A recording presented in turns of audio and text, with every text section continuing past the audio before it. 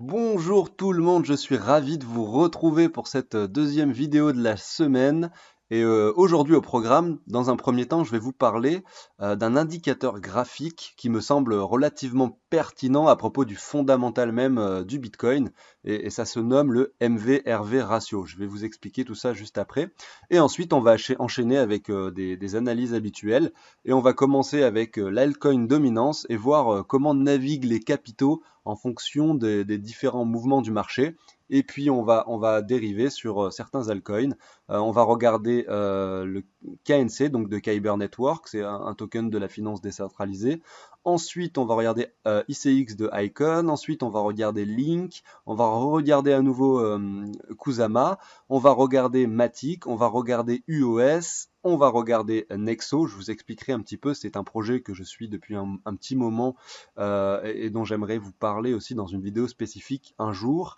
Et ensuite, on va regarder le Ripple, donc XRP. Comme d'habitude, avant de démarrer, la petite aparté de 20 secondes. Alors, il faut savoir que sur cette chaîne, je vous partage sous l'échange d'une donation ce tableau qui récupère les prix des crypto-monnaies en temps réel et qui vous montre l'état de votre portefeuille, les gains, les pertes et le ROI en temps réel. Alors, les donations en serviront à financer l'application que je créerai à l'image du tableau et j'offrirai cette application aux 500 premiers donateurs. J'explique le fonctionnement de ce tableau en détail sur la première vidéo de la chaîne. Et je le répéterai jamais assez, mais cette chaîne est nouvelle, elle a besoin de votre soutien pour pouvoir perdurer. Donc n'hésitez pas à vous abonner, à activer la cloche, à liker et à mettre les commentaires que vous souhaitez si vous avez des questions à me poser ou si vous voulez simplement faire des critiques sur le contenu. Il n'y a aucun souci, je vous attends en commentaire. Et on se retrouve après la courte intro.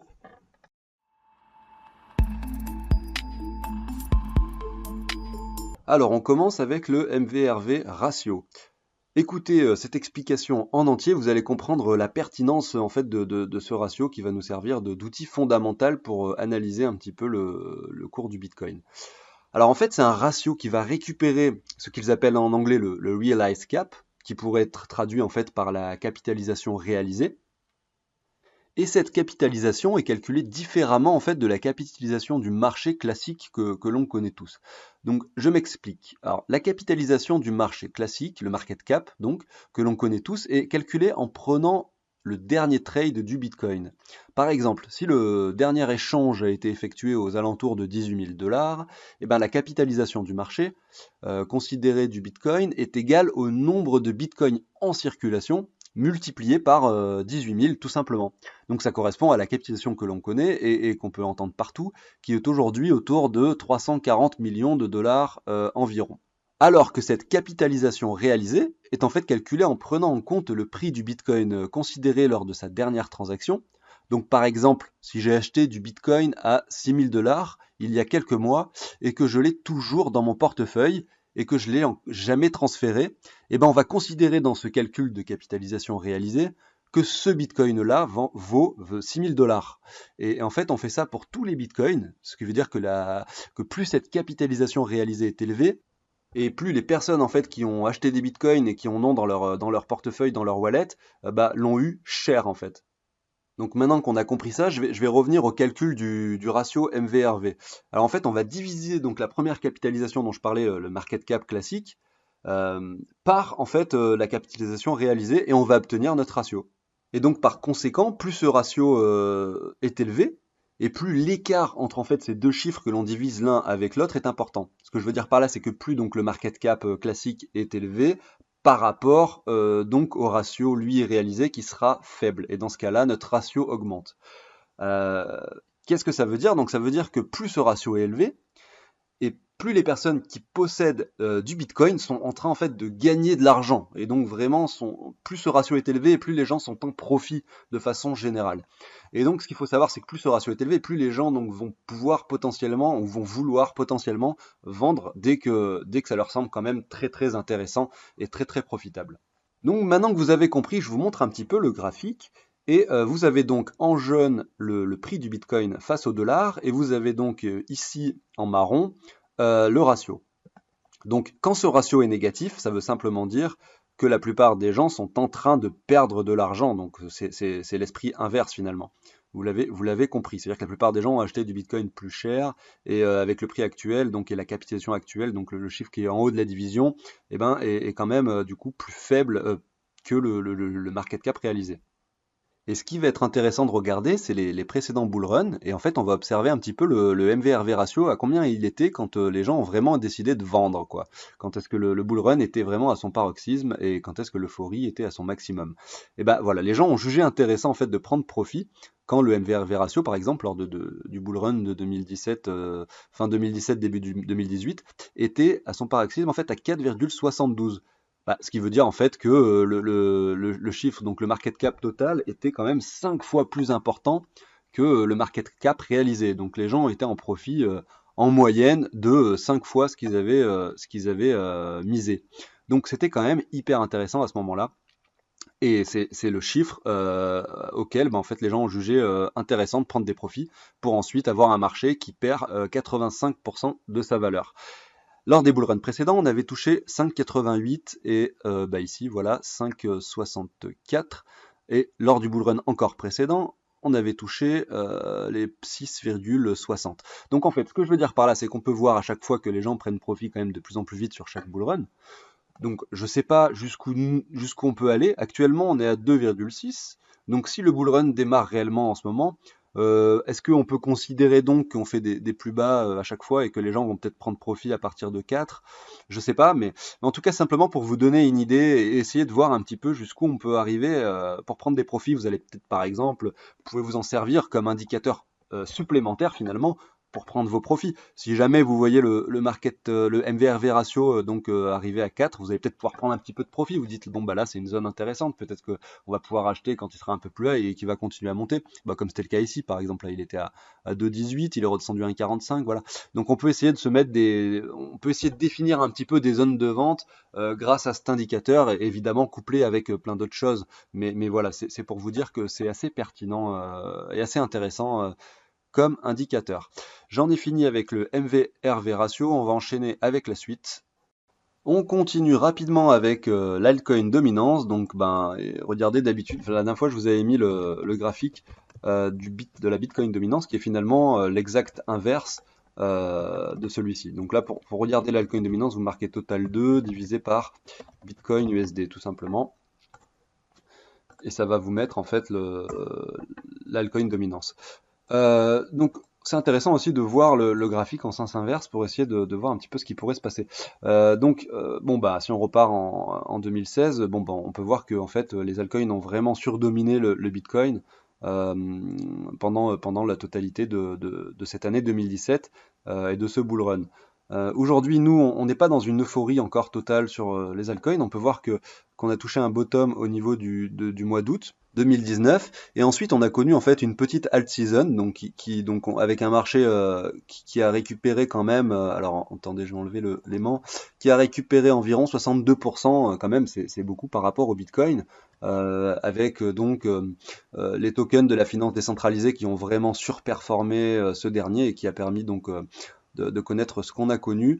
On est venu ensuite toucher on peut voir cette jolie résistance qui se trouve environ par ici. On peut voir qu'on touche un petit peu toutes les mèches hautes, etc. Voilà, on s'est arrêté à peu près ici. Donc là, il y avait un niveau dur. On a retracé un petit peu ces derniers mois et ça a permis en fait au Bitcoin également de faire la montée qu'on a connue ces 8 dernières semaines. Et puis là, depuis que le Bitcoin stagne, en fait, on peut remarquer ça que lorsque le Bitcoin stagne, en fait, les altcoins reprennent un petit peu de valeur. Et ça s'est bien matérialisé ce week-end. On a eu une bougie ces 2 dernières journées assez intéressantes. Donc en fait, même ce week-end, même hier, en fait, finalement, on a quand même pris 23%. Donc c'est intéressant à observer. Donc nous, comme je disais, nous, le but, ça va être donc d'avoir du Bitcoin et de l'Ether. Donc je vais pas refaire le Bitcoin et l'Ether aujourd'hui parce que je les ai déjà montrés hier, il s'est pas passé grand-chose. Et ensuite, on va essayer d'acheter avec ces Ethers et ces Bitcoins, ou même avec des dollars, mais on va essayer de les acheter quand ils ont une bonne configuration graphique face au Bitcoin. Et donc là, on peut voir que les altcoins nous ont un petit peu fait une sorte de V-bottom. Donc nous, on va essayer d'attendre un petit peu que ça retrace. Alors il y a eu des potentielles zones d'achat avant. Il y a que certains altcoins qui ont fait des jolis W également face au Bitcoin là ces derniers jours. Donc on va regarder ça. Et je termine juste donc en vous montrant simplement en regardant à nouveau le graphique en weekly. Et vous allez voir, bon bah en fait, le dernier bull run, il était quand même assez extraordinaire pour les altcoins, hein, vous en êtes conscient, c'est-à-dire que là, on a un marché qui a pris 3000% face au Bitcoin quand même. Donc ça veut dire que le Bitcoin, lui, a déjà pris 2000%. Donc voilà, vous imaginez un petit peu, face au dollar, un petit peu les performances qu'on avait eues. Alors, est-ce qu'on va reproduire le même scénario? Bah peut-être, je sais pas, mais en tout cas, on peut voir, bah là, on peut voir quand même qu'il y a des W dans un W, dans un autre W. Donc là, il y avait zone d'achat ici d'altcoin. Là, voilà, on a vraiment confirmé des choses. On revient tester en plus là un petit peu la neckline qui se trouve par ici. On revient tester ce niveau-là, on va même un petit peu plus bas au 61,8, donc là c'était clairement une bonne zone. On n'est quand même pas encore très haut, il va y avoir d'autres zones et d'autres possibilités d'achat, on va regarder ça ensemble. Mais pour vous dire que derrière, voilà, on peut faire un truc qui part to the moon avec des altcoins qui surdominent le Bitcoin, comme c'était le cas lors du précédent bull run, hein. Et d'ailleurs, si on regarde ce qui s'est passé avant ce bull run, eh ben, on peut voir également qu'il y a eu, bon bah on n'a pas beaucoup d'historique, mais voilà un W donc qui se confirme là par ici. Vous voyez, ici on confirme un W.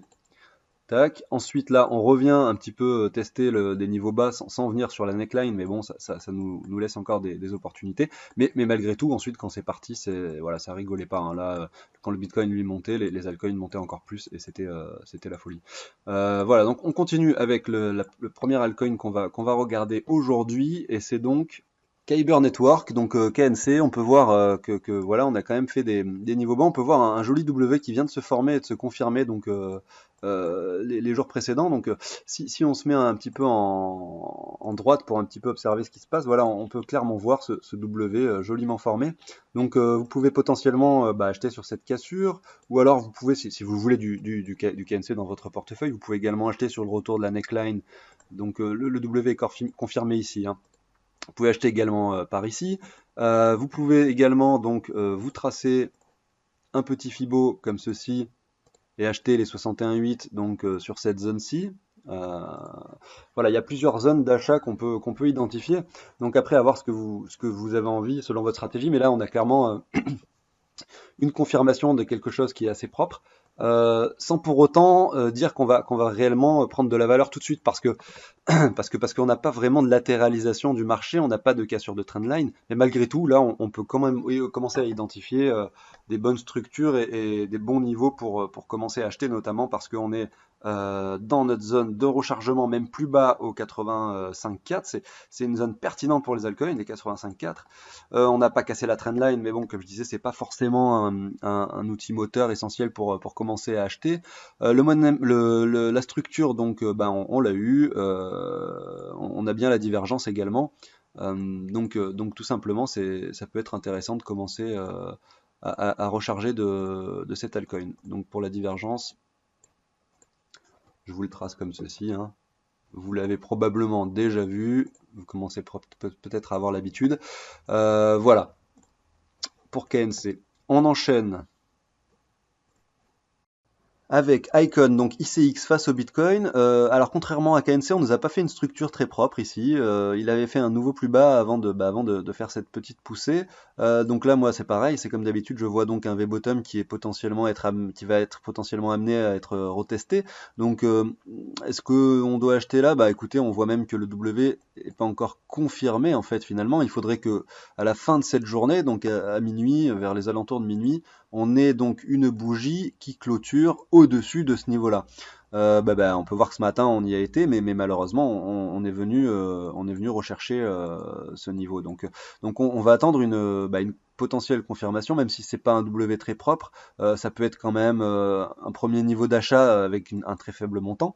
Et puis ensuite, c'est comme tout le reste, hein, on pourra se mettre éventuellement des Fibonacci pour essayer d'acheter plus bas sur les 61,8, 78,6, les zones de rechargement pour se remettre des niveaux d'achat, attendre une latéralisation du marché qui n'est pas encore survenue, hein. C'est un peu pareil sur tous les altcoins, on va peut-être attendre quelques semaines, quelques mois pour acheter. Bon, évidemment, là, il n'y a pas de reload zone, hein. On est descendu beaucoup plus bas, donc on est dans des niveaux un petit peu inconnus. Voilà.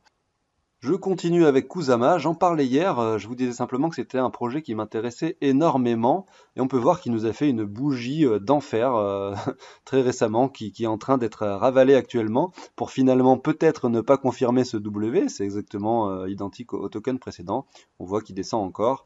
Donc voilà, à voir un petit peu ce qui va se passer. Comme je disais hier, on latéralise derrière la trendline. On nous a fait un plus bas qui n'était pas plus bas que les mèches les plus basses qui sont ici, donc on pourrait se confirmer ce W pour localiser un achat, ou bien peut-être même commencer à acheter sur les retracements de 61,8 comme d'habitude. euh, Parce que il y a quand même, bah voilà, si on regarde cette bougie-là, on y est déjà au 61,8 pour pouvoir localiser un petit peu des choses intéressantes. Peut-être que c'est un token qui va aussi pouvoir performer. D'ailleurs, il n'a pas retracé énormément par rapport à ses homologues. Ensuite, on continue avec Matic. Alors Matic, c'est très intéressant parce que là, on peut vraiment localiser nos premiers achats. On peut voir que donc il y a bien la divergence qui est quand même assez prononcée ici. On peut également voir qu'on est quand même dans une zone de rechargement extrême en dessous des 90 de Fibo. Euh, la structure, ben, on l'a faite et on l'a même confirmée donc hier. Donc on peut localiser nos premiers points d'entrée sur les prix actuels pour ensuite éventuellement essayer d'acheter également sur des niveaux plus bas. On peut imaginer que ce W, hop, excusez-moi, c'est un petit peu moche. On peut imaginer en fait que ce W viendra comme ceci. Donc là, il est cassé. On peut acheter ici pour ensuite peut-être aller plus haut, ensuite revenir sur la neckline et acheter là. Si on retourne au 61,8, racheter également plus bas. Voilà, tout simplement. Alors après, le cours peut faire bien ce qu'il veut, hein, c'est-à-dire que s'il décide d'aller encore plus bas que le cours actuel, ben écoutez, là vous achetez peut-être 10% de ce que vous en voulez, et puis il décide d'aller plus bas que son dernier plus bas, et ben vous allez attendre à nouveau des confirmations avec des W, des cassures trendline, une latéralisation plus bas, pour recharger également sur plusieurs points d'entrée ici et profiter du mouvement qui nous attend par la suite. Je continue avec le token UOS. Donc, celui-ci avait fait une montée assez extrême lors la dernière petite all season. On est retourné dans la zone de rechargement. On a cassé à la hausse. Moi, j'ai pas vu finalement de structure propre. On a cassé la neckline, la trendline, mais on n'a pas fait de structure propre. Par contre, on a fait un petit V-bottom ici. On est parti très haut sans retester ces niveaux-là. Et finalement, on est reparti à la baisse. Donc là, on a clairement en fait finalement des niveaux d'achat qu'on peut identifier par ici. Donc là, à 61,8, il y avait le premier point d'achat sur la neckline du W. Là, on est retourné quasiment au plus bas précédent pour ensuite latéraliser à nouveau. Donc moi, j'espère et je m'attends à ce que ce marché latéralise un petit moment comme ceci. Peut-être qu'il va s'établir dans ce range. Et puis par la suite, en 2021, nous faire une performance face au Bitcoin. Donc il va falloir essayer d'accumuler petit à petit de l'UOS si vous en voulez. Moi j'ai commencé à acheter par ici. Là j'avais mis une alerte sur les 61,8, j'ai acheté également par ici. Et j'attends de voir un petit peu ce qui se passe par la suite. J'ai encore de la liquidité au cas où s'il décide d'aller un petit peu plus bas. Mais voilà donc pour UOS.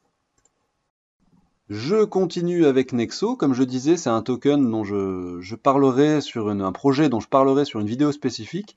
Je participe un petit peu, enfin je participe.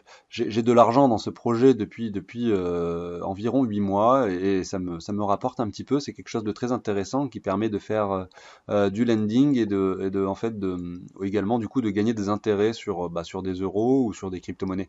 Donc je vous en parlerai un de ces jours. En tout cas, je voulais vous montrer un petit peu le graphique. On peut voir que là, on est carrément sur il y a eu une chute, hein, voilà, entre le mois de juillet et le mois d'août, une chute du token. Après son pump, il a fait un fake out pour revenir tester les niveaux bas. Et là, on est carrément en train de latéraliser.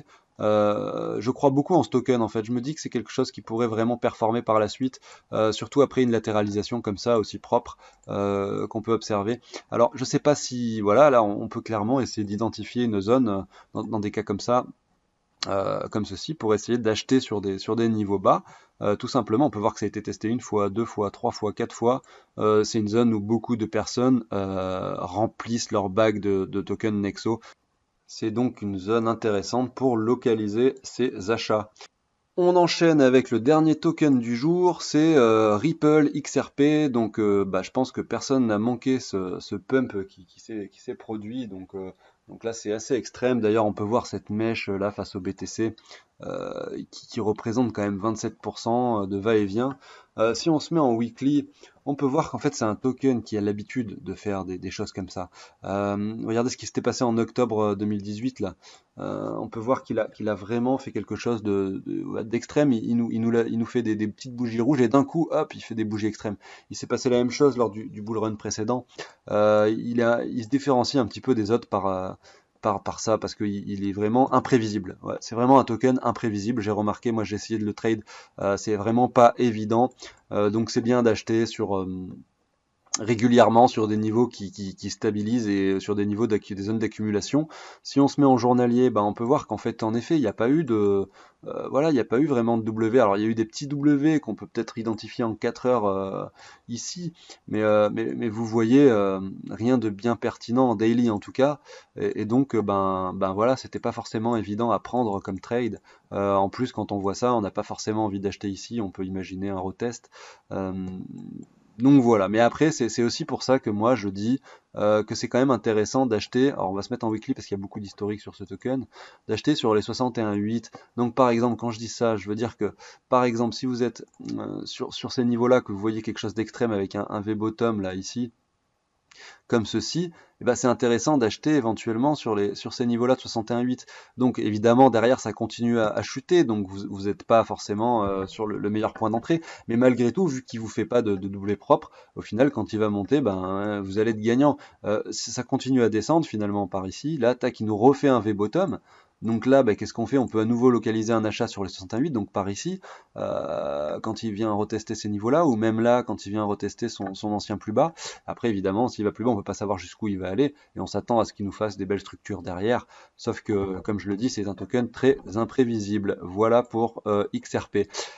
Écoutez, merci d'avoir suivi cette vidéo. Alors les analyses sont peut-être un petit peu rébarbatives, je ne sais pas. Merci de me donner votre avis en commentaire, je ne sais pas. Je vais essayer de m'améliorer pour la suite en fonction de ce que vous me dites, en fonction de comment vous voyez les choses. Je vous souhaite une agréable journée. N'hésitez pas à commenter, à vous abonner, à liker, à activer la cloche. Tout ça m'aide grandement à améliorer la chaîne et à m'encourager simplement pour le travail que je fournis. Et puis je vous dis à très bientôt. Salut!